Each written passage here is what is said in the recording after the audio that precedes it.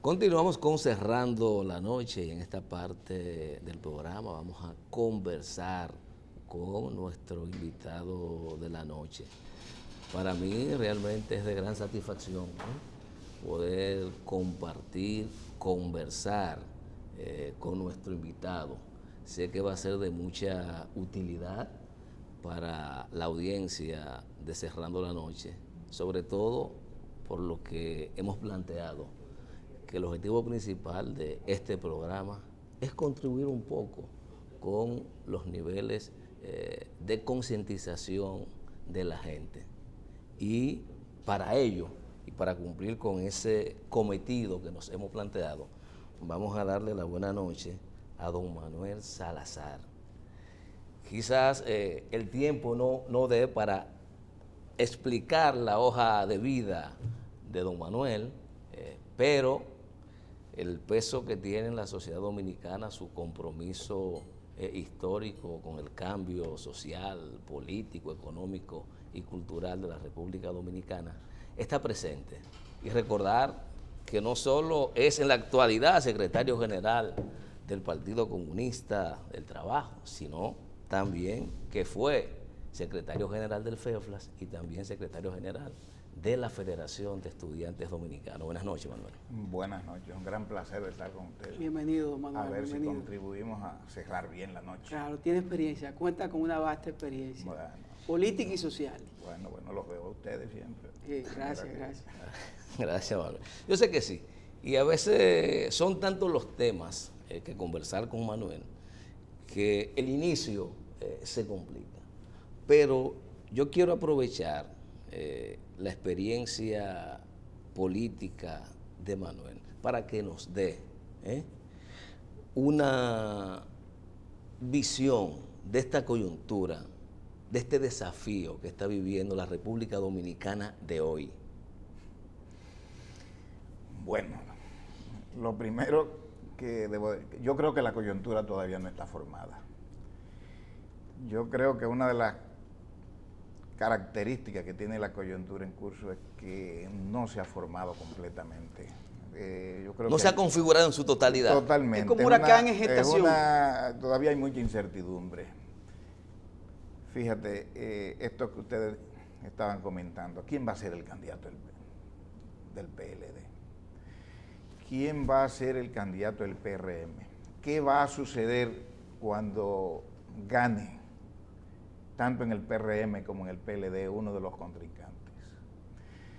Yo creo que hay mucha incertidumbre en la coyuntura, no se ha formado completamente y ustedes mismos por experiencia como comunicador y con gente sin duda alguna con mucha experiencia política también saben que es difícil definirse en una coyuntura que todavía inestable, no termina de formarse. Entonces yo creo que esa es una de las características que tiene esta coyuntura. En el PRM hay mucha incertidumbre,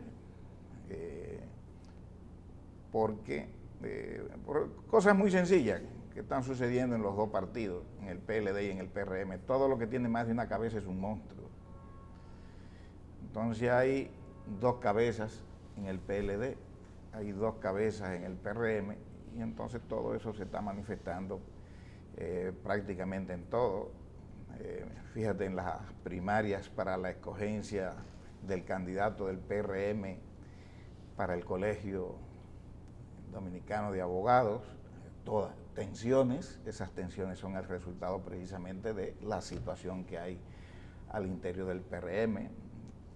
Un candidato como Omar Ramos con muchas condiciones, muchas cualidades, el otro también. Pero yo creo que todas esas tensiones las vamos a vivir y que será como el 10 de octubre de este año, cuando nosotros vayamos a tener una situación más o menos configurada y que en consecuencia podamos definir más claramente propuestas, soluciones, incluso muchas candidaturas. Pero creo que hay también muchos elementos para ver el presente. Por ejemplo, Manuel, tú decías, no se sabe quién va a ganar en el PLD. Eso es un asunto que merita el porqué de esa percepción. Sí. Y yo decía que con esos cuando dos, llegue con esos dos contrincantes. el día 7 o el día 10, parece que el PLD va a tener dos candidatos. Por lo que uno ve. Uno que dice que va a dar una pela 80-20 y otros que dicen que será 70-30. Lo que pasa es que en el PLD, por ejemplo, Leonel Fernández es un hombre con muchas condiciones políticas. Yo diría que políticamente es un corredor de fondo, no es un corredor de 100 metros, ni de 200 metros, es un corredor De resistencia. de resistencia, tiene muchas cualidades políticas. Uno sabe por experiencia lo que es un político de las características de Leonel Fernández en escena. Nosotros lo hemos podido ver en otros países. Alan García, por ejemplo, en Perú, llegó del exilio a ser prácticamente presidente del Perú la última vez que se presentó. ¿Qué pasó ahí? Bueno, las condiciones políticas de Alan García, un hombre al que bastaba con que le dieran una tribuna Se encargaba del resto. para comenzar a encantar. Leonel Fernández tiene, obviamente, es un expresidente, todo expresidente en este país tiene siempre un peso determinado. Él personalmente tiene muchas cualidades. En este país, un orador de tribuna tiene muchas ventajas sobre sus otros contrincantes. Pero ¿qué ocurre con Gonzalo? Que Gonzalo tiene detrás un gobierno. Y un gobierno puede hacer todo lo que se le ocurra. Tiene el presupuesto en sus manos, tiene la nómina pública ¿Y lo puede hacer? en sus manos. Pero claro, yo no tengo absolutamente ninguna duda. Porque ¿qué es lo que es el presidente cuando se mueve? Eso es un recurso del Estado. Un funcionario, un ministro del Estado, cuando se mueve a un lugar, él es un recurso del Estado. De manera que yo no... E incluso eso me parece que son cosas baladíes, esas cuestiones. Creo que siempre se utilizan los recursos del Estado, esos partidos siempre utilizan los recursos del Estado. Y yo creo que esas dos fuerzas enfrentadas sacan chispa. Es decir, las cualidades que tiene Leonel, el haber sido expresidente de la República, y del otro lado un gobierno, y además yo diría que también la fuerza mayoritaria dentro del Partido de la Liberación Dominicana. Esas son las dos cosas que están enfrentadas. Por eso es que no es tan fácil decir fulano gana o gana Perencejo. La carrera por la nominación yo creo que es parte de lo que está en juego. Y yo no creo que sea lo fundamental, Manuel, en el PLD. Yo creo que hay dos actores que tú mencionaste que están luchando por la sobrevivencia de su liderazgo. El que pierda ahora le va a ser muy difícil, porque la competencia, Gonzalo es un instrumento, la competencia es Danilo, Leonel Fernández. Danilo y Leonel Fernández. Bueno, porque es que el que fue a Villa perdió su silla. Eso lo dice la sabiduría popular. Y aquí ha estado muy claramente establecido en la historia de este país que el que tiene la dirección del gobierno, que es a fin de cuentas quien tiene la dirección del Estado, lamentablemente, por esas cosas que tú dices, de las cosas que no se respetan las leyes, la Constitución dice que el principal poder es el poder legislativo, pero a fin de cuentas el principal poder de este país es el poder ejecutivo, es el que administra realmente el presupuesto nacional. Entonces, el que tiene el control del presupuesto nacional es el jefe. Es el jefe del país y consecuentemente va a ser el jefe del partido. Por tanto, eso que tú dices es correcto. Aquí lo que se está jugando es quién manda, quién va a mandar de aquí hasta el 2044, de aquí hasta el segundo centenario de la fundación de la República. Y yo creo que eso le da a esta competencia. ¿Se extiende tanto, don Manuel? ¿Se extiende tanto hasta el 44? Bueno, pero si aquí se permite, quiero usar la palabra adecuada, de que el Partido de la Liberación Dominicana se reedite en el gobierno a partir del 2020, mirámoslo así por el absurdo. ¿Cuáles son las consecuencias sobre la subjetividad del pueblo dominicano que tendría ese hecho? Es decir, yo creo que evaluar la continuidad o no del Partido de la Liberación Dominicana en el gobierno se puede hacer desde dos perspectivas. Una, la primera, la más, yo diría, proactiva, la que yo quiero, que la salida del gobierno del PLD abra con puertas a unos cambios democráticos que todos estamos esperando prácticamente desde antes de que ustedes nacieran. Y la otra, si no es posible lograr, yo diría, las alianzas que hagan posible derrotar una maquinaria como el PLD, que sigue siendo, de acuerdo a todas las encuestas, gústenos o no, sigue siendo la principal marca política de este país. Alrededor del 50% de ciudadanos y ciudadanas dicen que sus simpatías políticas están en el PLD, independientemente de quién sea el candidato. Es decir, en la marca política, que vale muchísimo. Lo entienden ustedes los comunicadores más que nadie. Pero la otra perspectiva para abordar esa necesidad de que aquí hayan cambios democráticos y que la salida del PLD del gobierno es que hace posible eso, se puede ver también por la teoría del absurdo, que manejaron muy bien los matemáticos euclidianos, aquellos que trataron con los teoremas, el teorema de Pitágoras y todas las cosas, que se les ocurrió demostrar la validez de un teorema por el recurso del absurdo. Entonces, esto podemos verlo también por el recurso del absurdo. ¿Cuál será la sensación, la subjetividad del pueblo dominicano si, a pesar de todas estas cosas que se han puesto en relieve en los últimos años del Partido de la Liberación Dominicana, Odebrecht, todo lo que se te ocurra, todas las cosas negativas que se te ocurra pensar, a pesar de eso el PLD se impone y continúa en el poder? Yo creo que eso va a profundizar en una sensación de derrota histórica que yo creo que existe ya en el pueblo dominicano. Que yo creo que existe una sensación de derrota histórica en el pueblo dominicano porque nosotros hemos visto todas las cosas que han pasado en este país y que no han tenido ¿Ninguna repercusión? Ninguna, ni consecuencias.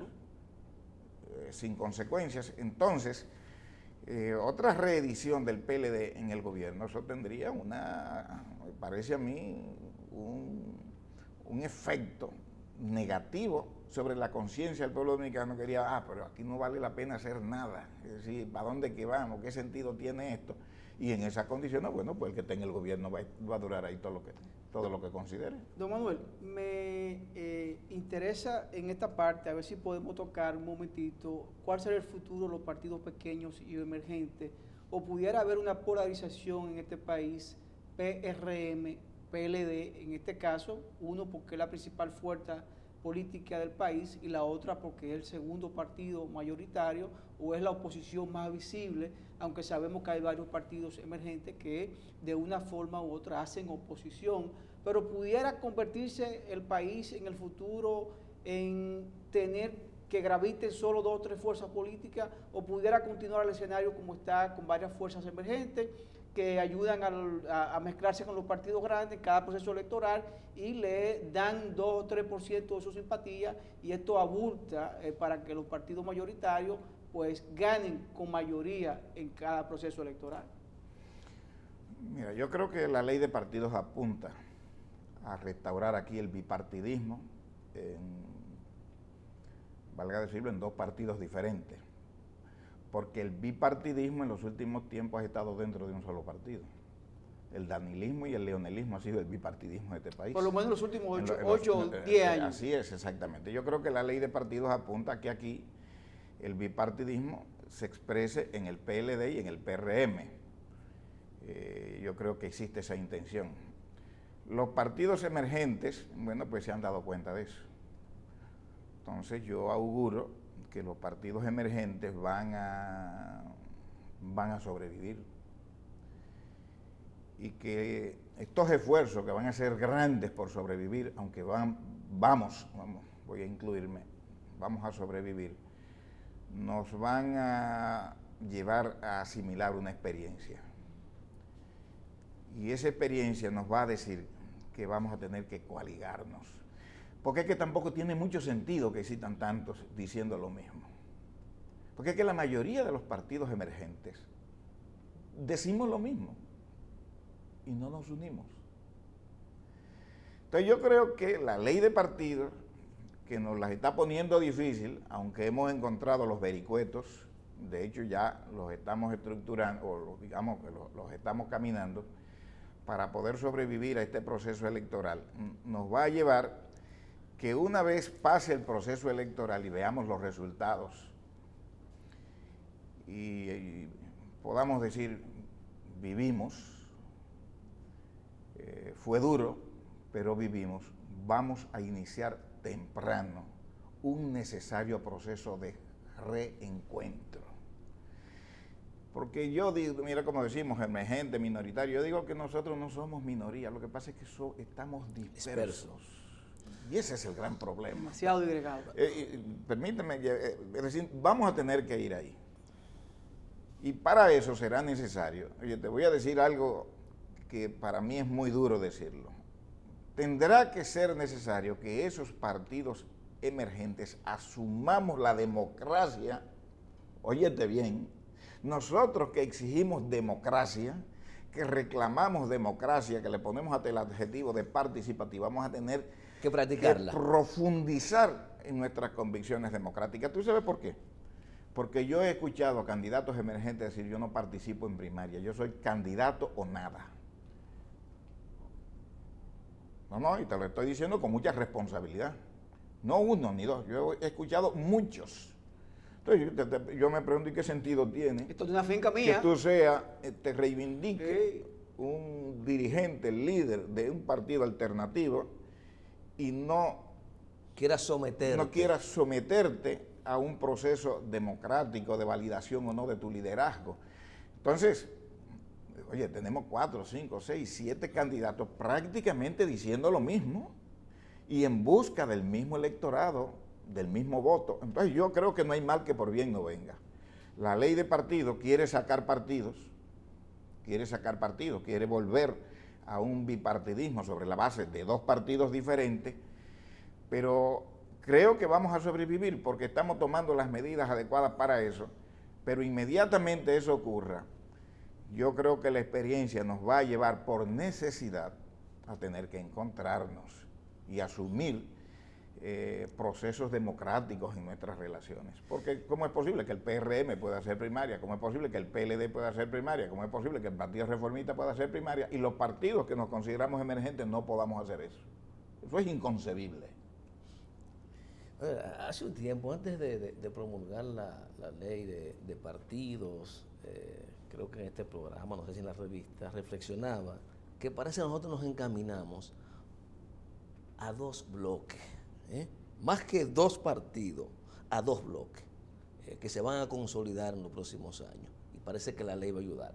Que es un bloque liberal, no digamos que democrático, un bloque conservador que parece que va a estar perfilado por las fuerzas que se aglutinan en el PLD, el otro posiblemente lo encabece el PRM, no sé hasta dónde, pero creo que la configuración que nos viene parece retrotraernos a experiencia vivida, los bolos y los coludos, los azules y los rojos, parece que por ahí vamos, no sé. Bien, que es la historia del país.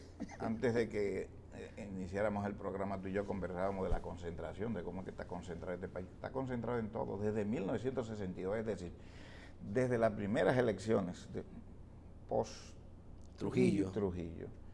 Aquí prácticamente 2 partidos han obtenido por encima del 95% de los votos, entre 2 partidos. Y 2 partidos dominan el Congreso Nacional. En lo fundamental, lo dominan. Esa concentración es también una expresión de cómo está concentrada aquí la propiedad económica, que sigue tan concentrada como en la época de Trujillo. Lo que pasa es que en la época de Trujillo era una sola mano, pero hoy ¿cuántas manos son? 22. En un universo de 10 millones de personas, que es lo que son 22 manos, nada, absolutamente. Y eso mismo, esa misma concentración, se expresa en la actividad cultural y todo. El Teatro Nacional está aquí, hay otro en Santiago, pero ¿dónde está el del sur? El del sur, el de la región este, ¿cuántas plazas, cuántos teatros hay en la región sur, cuánto hay en la región este? Oye, es una cosa tremenda. Hay unas estadísticas que dicen, por ejemplo, que el 80% de las personas que visitan museos lo hace en Santo Domingo y el otro 20% lo hacen en Santiago, en Puerto Plata y en Salcedo, al Museo de las Hermanas Miranda. Es decir, el 20% visita museos en 3 provincias. Nadie en San Juan de la Maguana, nadie en la región sur, nadie en la región este. Y eso es una expresión de cómo este país está tremendamente concentrado. Y eso mismo pasa con la inversión pública. Es en 3 provincias que está concentrada la inversión pública. Y eso mismo sucede con el financiamiento bancario. Es en 3 provincias que está concentrado. De manera que aquí hay que cambiar todo. Pero toda esa concentración apunta a eso que ustedes dicen, a que siga concentrado el régimen político en 2 partidos. Y ahí es un desafío de nosotros, lo que nos consideramos, digamos, desde el progresismo hasta la izquierda, a que evidentemente tenemos que hacer todo lo que haya que hacer para evitar que las cosas se concentren de esa manera, o sigan concentradas de esa manera. Yo creo que abriste un tema interesante. No sé si tenemos la pausa ahora. ¿Queda un minuto? Queda un minuto. Antes de la pausa. Que creo que es importante. No sé dónde nos juntamos una vez, no sé, creo que fue una funeraria que hablábamos del tema. De qué ha pasado con el movimiento político, social, que se autoproclama progresista, que del 62 para acá, digámoslo así, no ha logrado conectar, dar el salto, de generar confianza en la gente para que lo vea como el sujeto activo del cambio político, social y económico en la República Dominicana. ¿Qué nos ha pasado? Porque a mí me toca también. ¿Qué nos ha pasado? Sí, nos ha pasado a todos.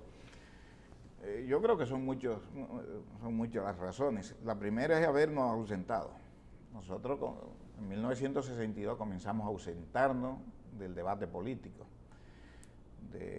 digamos, de la participación en los procesos donde se deciden los gobiernos, en los procesos electorales. Desde que el 14 de junio dijo en 1962 que nosotros no participamos porque nuestra tarea es la revolución, entonces eso entronizó una conducta en el movimiento de izquierda, en el movimiento progresista, de no participación. El abstencionismo. Exactamente, el abstencionismo, mientras que el pueblo eso darle campo al otro para que siga. Exactamente, el pueblo sí ha querido participar y participa, en este pueblo se participa. Entonces, antes que siga, fue que en el 62 nos entendimos que la lucha pasó a una lucha netamente, o no netamente, principalmente política, con la desaparición de Trujillo. Sí, yo creo que sí. ¿Qué ocurrió? No entendimos eso. No lo entendimos, pero no podemos echar culpas. No, pero hay que evaluar. Porque nosotros pasado es pasado. No. Pero hay que evaluar. No. Hoy sí ya no es posible perdonar ese tipo de error. Porque en aquella ocasión el país salía de una dictadura, claro, y no había información sobre nada. Entonces aquello de que la enfermedad infantil del izquierdismo no es atribuible a Manolo ni a los No, era una visión. No tenían otra posibilidad de entender las cosas. Cuba, o sea, había toda una coyuntura internacional es lo que también. Tú dices, la posibilidad de una revolución contra la dictadura de Trujillo perdió su objetividad con la caída de la dictadura de Trujillo. Entonces lo que venía era la participación política electoral y nos ausentamos. El 14 de junio, si participaba, seguro que iba a tener una gran representación en el Congreso y en ayuntamiento. No iba a ganar las elecciones. Hubiese cambiado la historia. No iba a ganar las elecciones. Pero a lo mejor, si hace un pacto con Juan Bosch, le da una base social más amplia al gobierno de Juan Bosch y se hace más difícil entonces el golpe de Estado.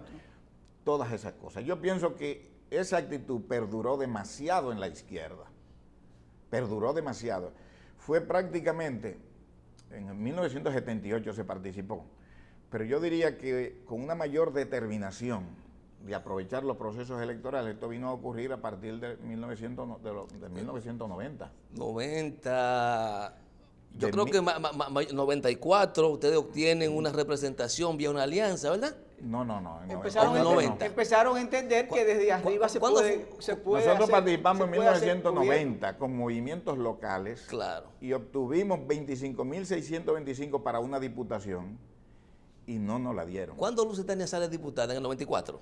¿O en el 98. En el 98. Yo tenía En ese... el 98. Pero cuando venimos a asumir una decisión de aprovechar los procesos políticos, venimos a asumirlo prácticamente casi ya en Los los 2000. 2000. Creo que el 2002, que fueron la 2000, segunda. Y todavía es el momento que nosotros no tenemos una cultura para el trabajo electoral. Esto de que soy conocido, yo, como la gente me conoce, yo he encabezado cualquier cantidad de huelgas Muy bien. y ya eso me da la condición para ser candidato a la presidencia de la República. Y eso está bien. Una cosa es que tú seas conocido y otra cosa es que seas popular. Otra cosa es que tú tengas unas bases de apoyo, que tú tengas en los barrios equipos que garanticen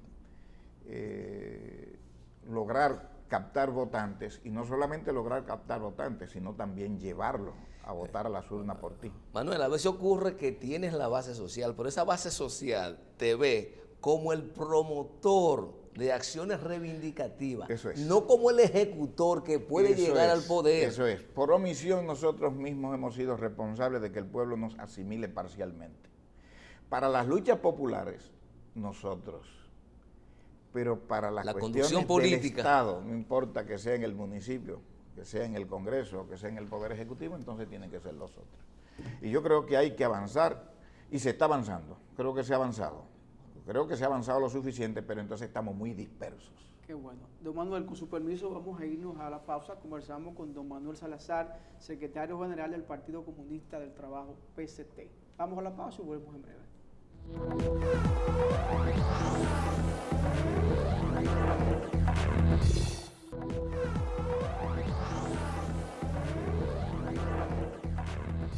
Continuamos con esta interesante conversación con Manuel Salazar y hablábamos de las alternativas. Creo que es el tema central que debemos seguir desarrollando, a pesar, y me gusta que Manuel habló no por lo que quiere, sino por lo que es. Reconoce implícitamente que la posibilidad de dar un salto en el 20 y que pueda surgir una fuerza emergente alternativa está muy cuesta abajo. Cuando plantea que el 50% del electorado es del PLD. Eso es realidad. Sigue creyendo, lo dicen todas las encuestas. Esa es una visión realista. Sí, sí, no, Lo dicen todas las concreta. encuestas, pero yo creo que hay grandes oportunidades. Sí tenemos buen juicio.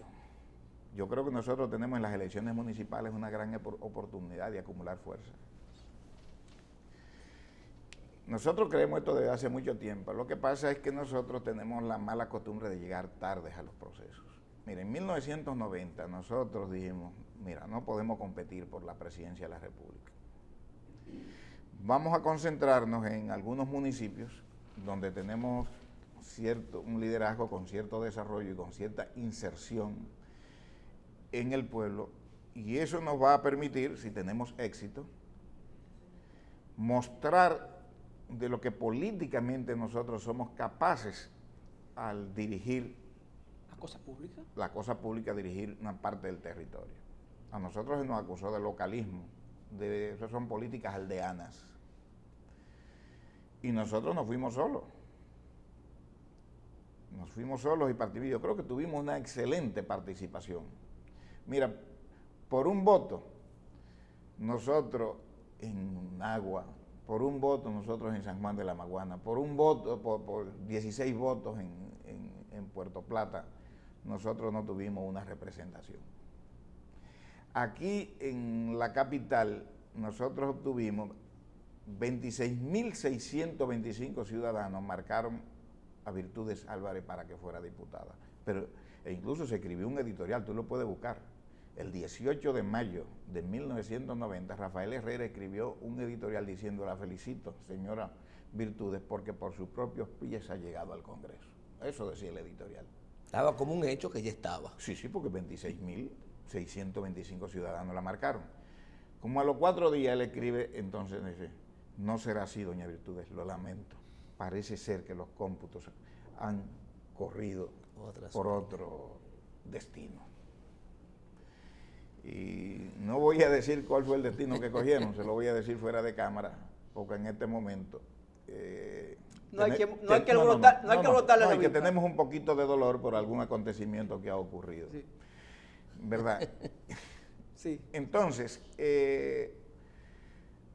pero pudimos haber insistido. Nosotros mismos cometimos el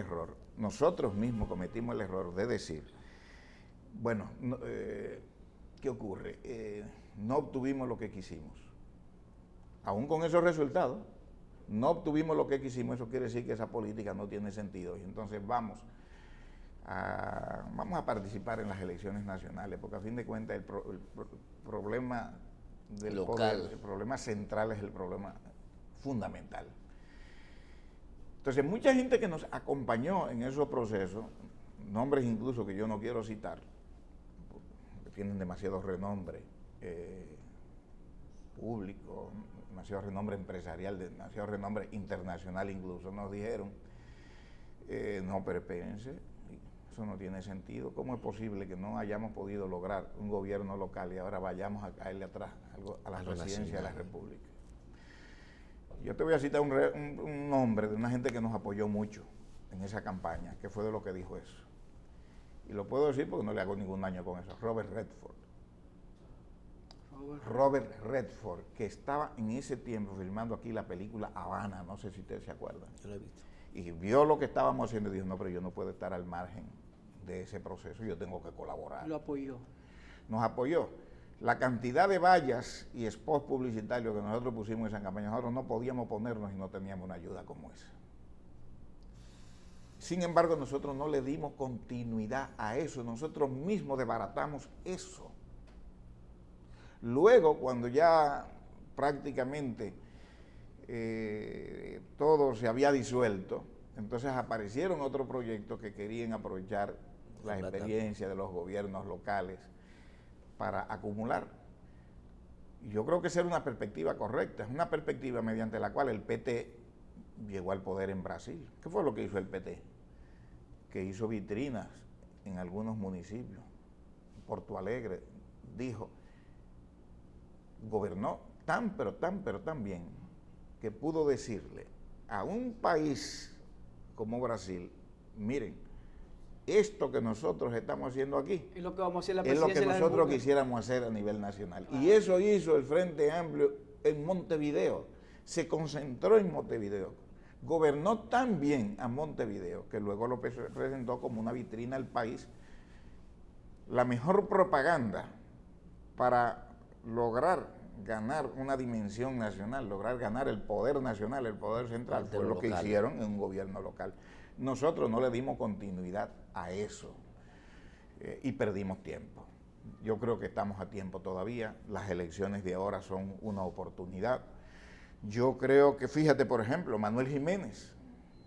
Nosotros estamos trabajando hombro con Manuel Jiménez en Santo Domingo Este, por una ciudad justa y creativa. Yo creo que podemos ganar, ganamos las elecciones anteriores, aunque obviamente se nos quitó ese triunfo, podemos ganar ahora de nuevo. Creo que va a ser una oportunidad excelente para demostrar cómo es que lo progresista, cómo es que la izquierda en su sentido más amplio, porque también ahí hay un problemita muy serio. Es decir, de izquierda somos los que estamos organizados en determinados partidos. Y yo creo que ese es un error. La creencia nuestra es de que aquí, por cada uno de izquierda que está organizado, hay 9 que no están organizados. Entonces no hemos podido unir todo eso, no hemos podido crear el espacio que permita que todo lo que es progresismo, que todo lo que es izquierda en la República Dominicana, por actitudes que ese pensamiento se exprese electoral y políticamente. Se exprese en un espacio. Yo pienso que si ganamos 2 o 3 gobiernos locales, vamos a tener esa oportunidad y vamos a crecer, digamos, a salto de garrocha en el futuro inmediato. Qué bueno, qué bueno. Qué bueno que habla de Manuel Jiménez, la alcaldía de Santo Domingo Este. Yo creo que es una gran oportunidad por la impronta de Manuel y sobre todo por los diferentes movimientos que están a sus espaldas y que están detrás de esa candidatura ¿piensa usted que hay posibilidades, ya que quien presenta la candidatura oficialmente es el PRM y Manuel va a una convención a lo interno del PRM donde es un padrón cerrado y pudiera tener la desgracia de no ser el candidato, ya que no va a depender de ustedes porque no están inscritos en el PRM?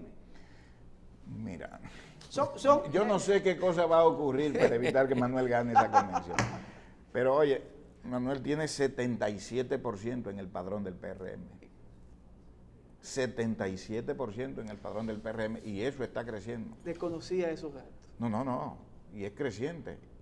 Y probablemente, oye bien, probablemente de aquí al 6 de octubre Manuel tenga alrededor del 84% por todos los procesos internos que se están dando.